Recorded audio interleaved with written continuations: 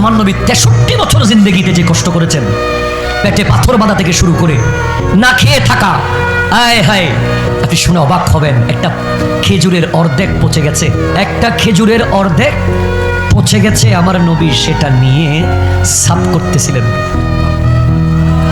রাওয়ায়াতের মধ্যে এসেছে আমার নবী অর্ধ পচা খেজুরটা নিয়ে যে অর্ধেক ভালো অংশ আছে সে অর্ধেকটাকে সাফ করে পচা অর্ধেকটাকে চিরে ফেলে পরিষ্কার করছেন।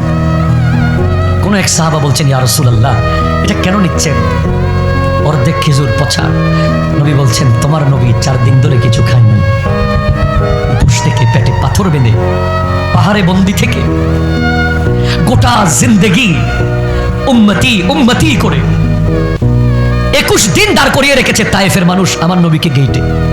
21 দিন। আপনি 1 ঘন্টা দাঁড়াবেন না, বিরক্ত হয়ে যাবেন। 21 দিন তারা গেইটে দাঁড় করিয়ে রেখেছেন। সাহাবায়ে কেরাম বলে, ইয়া রাসূলুল্লাহ, কতক্ষণ দাঁড়িয়ে থাকবেন? নবীজি বলেন, যতদিন গেট না খুলবে দাঁড়িয়ে থাকবো।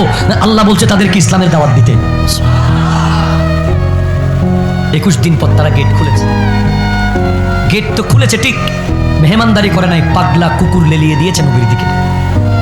কুকুরগুলো দৌড়ে দৌড়ে এসে নবীজির সামনে যখন এসেছে, মুস্তাফা জানে রহমতের চেহারা মুবারক দেখার সাথে সাথে কুকুরগুলো মাথা ঝুঁকিয়ে সিজদায় অবনত হয়ে আবার ইউটার্ন নিয়ে তার মালিককে কামড়াতে চলে গেছে।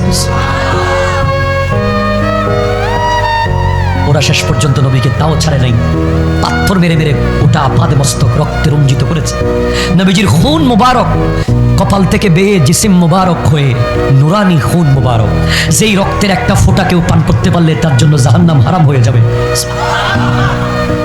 সেই খুন মুবারক নুরানি জুতা মুবারকের তলায় গিয়ে এমনভাবে লেগে গিয়েছিল, ইতিহাস তারিখ বলছে নবীজি যখন নালায়েন শরীফ জুতা মুবারক